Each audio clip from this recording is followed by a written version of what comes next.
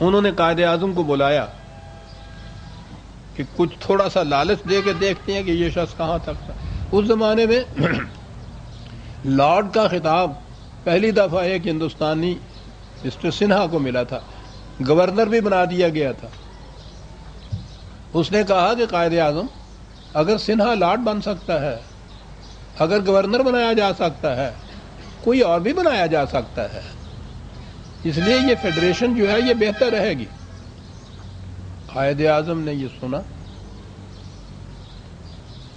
حالانکہ یہ ایٹیکٹ کے بہت محتاط ہوتے تھے، انسیریمونیسلی اٹھے، ایک لفظ کہے بغیر باہر نکلنے کے کمرے کی طرف چلے گئے۔ وہ بڑا معجوب ہوا، وہ اٹھا اور وہ خود آ کے اس نے کہا کہ مسٹر جناح یہ تو بتاتے جاؤ کہ تم اس طرح سے برافروختی کے عالم میں کیوں یہ اٹھے۔ اس کے جواب میں انہوں نے اس کا نہیں جواب دیا، کہا یہ کہ سن لو، میں اب تم سے آئندہ کبھی نہیں ملوں گا کہ تم نے مجھے بکاؤ مال سمجھا ہے۔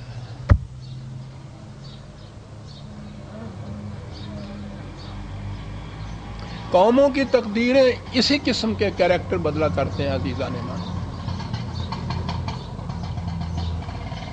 دوسری جنگ عظیم کے دوران وار کونسل بنائی تھی وائسرائے نے،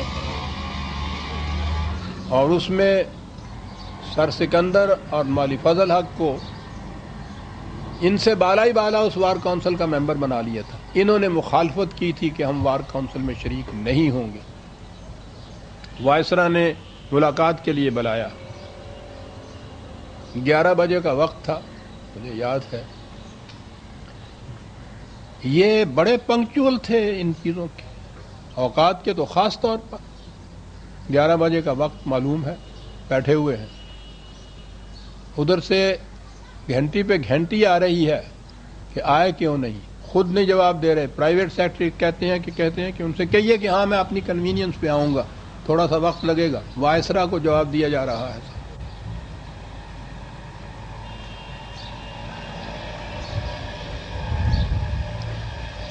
11:15 بجے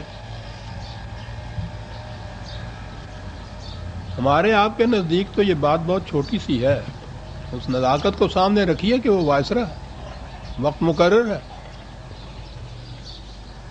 اور اس کے بعد گئے اور انہوں نے کہا کہ یہ جو وار کونسل کا قصہ ہے میں اس میں کچھ وضاحت کرنا چاہتا ہوں۔ اور قائد اعظم کھڑے کھڑے ہی تھے، کہا کہ مجھے آپ کی وضاحت کی کوئی ضرورت نہیں ہے، اور کمرے سے باہر نکل آئے۔ اس واقعے پہ تبصرہ کرتے ہوئے وہ ایک ہندو لیڈر کانجی دوارکا داس، پچھلے سال غالباً اس کی موت واقع ہوئی ہے، اس نے یہ لکھا تھا کہ یہ دیکھ کر دل میں مسرت کی ایک لہر اٹھتی ہے کہ ہندوستان میں مسٹر جناح کی قامت اور دیانت کا کم از کم ایک لیڈر تو ایسا تھا جس میں اس قدر صداقت اور بے باکی تھی کہ اس نے انگریز وائسرا کے منہ پر کہہ دیا کہ وہ اسے کیا سمجھتا ہے، جبکہ باقی ہندوستانی لیڈر جن میں کانگریس ہائی کمان بھی شامل ہے اس وائسرا کو بہترین انگلش جنٹل مین اور بہترین عیسائی جنٹل مین جیسے خطابات سے نواز کر اس کی چاپلوسی کرتے تھے۔ اور مسز لکشمی پنڈت نے یہ کہا تھا، پنڈت نہرو کی بہن نے، کہ اگر کانگریس کو جناح جیسا ایک لیڈر مل جائے تو لڑائی انگریز کے ساتھ آج ختم ہو سکتی ہے۔ یہ تھا عزیز من آپ کا یہ لائن قائد اعظم۔ مصلحت، مفاہمت، کمپرومائز، نظریہ ضرورت ان کے لغت میں ہی نہیں تھا۔ جو حق پر ہوتا ہے اس میں یہ چیز ہوتی ہی نہیں ہے۔ مصلحت کیا بات ہے اقبال کی، پختہ ہوتی ہے اگر مصلحت اندیش ہو عقل،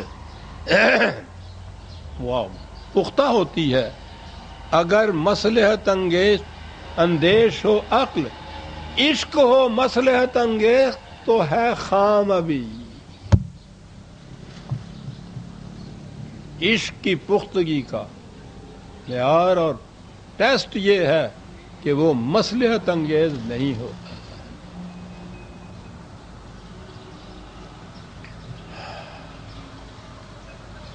سیاست کس قدر اصولوں کے اوپر بلند کھڑی تھی۔ کلکتہ چیمبر آف کامرس کی ایک سیٹ خالی تھی۔ آج ہم نہیں سمجھ سکتے جا کے مسلمان ہی ہیں ہم، ہماری سیٹیں ہوتی ہیں، ہم ہی یہاں سب کچھ وہ ہوتے ہیں۔ ہندوؤں کے مقابلے میں کلکتہ چیمبر میں ایک سیٹ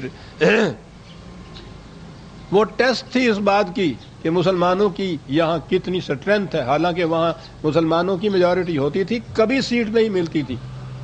اصفہانی وہاں سیٹ کے لیے کھڑے ہوئے، بلا مقابلہ کھڑے ہوئے۔ انتخاب کے عین 2 دن پہلے ایک اور شخص بھی کھڑا ہو گیا۔ انہیں تشویش ہوئی کہ اب ووٹیں بٹ جائیں گی۔ عبد الرحمن صدیقی ان کے ساتھی تھے۔ وہ ایک شام آئے، اصفہانی نے خود اپنی کتاب میں اس واقعہ کو لکھا ہے۔ کچھ آہستہ آہستہ آپس میں باتیں کر رہے تھے، قائد اعظم دور بیٹھے تھے۔ کہا کہ ذرا قریب آ کے مجھ سے بھی بات کرو کیا ہے۔ انہوں نے آ کے کہا کہ صاحب بڑی خوشی کی بات ہے کہ وہ جو فریق مقابل امیدوار کھڑا ہوا تھا اس کے ساتھ بات ہو گئی ہے۔ اس نے کہا ہے کہ اگر میری ضمانت کا روپیہ آپ دے دیں تو میں بیٹھ جاتا ہوں، اصفہانی بلا مقابلہ کامیاب ہو جائے گا۔ آپ نے سنا، اصفہانی لکھتا ہے کہ رنگ چہرہ سرخ ہو گیا غصے کے مارے۔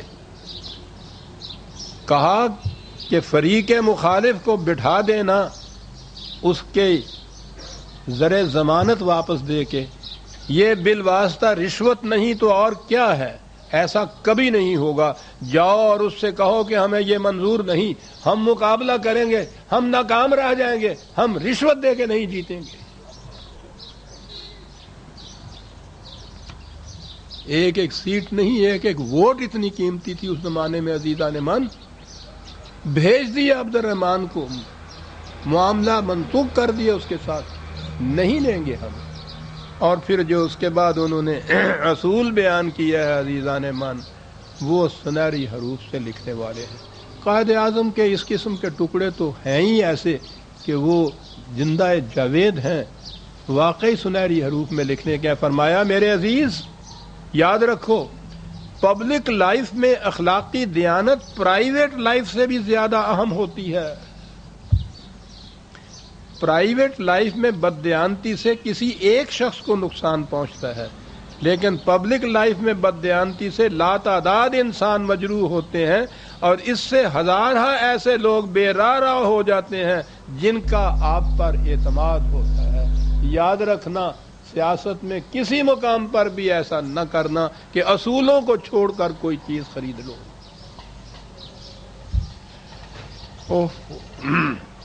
عام طور پر کہا جاتا ہے کہ یہ مسلم لیگ، یہ سرمایہ داروں کی، جاگیرداروں کی، ذمہ داروں کی، کارخانداروں کی یہ جماعت تھی۔ صاحب حریت پسند اس کے ساتھ کہاں تھے؟ ٹھیک ہے یہ لوگ تھے، لیکن قائد اعظم کا ان کے ساتھ کیا رویہ تھا؟ میں نے عرض کیا ہے کہ وقت وہ تھا کہ جہاں اگر 50,000 روپیہ ہوتا تو تحریک پاکستان کچھ اور ہوتی، آرآر کو دینے کے لیے ہی اگر کچھ پیسے ہوتے تو مسئلہ ہی کچھ اور ہوتا۔ ایسے وقت میں انہوں نے، قائد اعظم نے 1943 میں آل انڈیا مسلم لیگ دہلی کے سیشن میں اعلان کیا کہ اس مقام پر میں ذمہ داروں اور سرمایہ داروں کو بھی متنبع کرنا چاہتا ہوں۔ وہ ایک ایسے فتنہ انگیز ابلیسی نظام کی روح سے جو انسان کو ایسا بدمست کر دیتا ہے کہ وہ کسی معقول بات کے سننے کے لیے آمادہ ہی نہیں ہوتا، عوام کے گاڑے پسینے کی کمائی پر رنگ رلیاں مناتے ہیں، عوام کی محنت کو غصب کر لینے کا جذبہ ان کے رگ و پے میں سرایت کر چکا ہے۔ میں اکثر دیہات میں گیا ہوں، وہاں میں نے دیکھا ہے کہ لاکھوں خدا کے بندے ہیں جنہیں ایک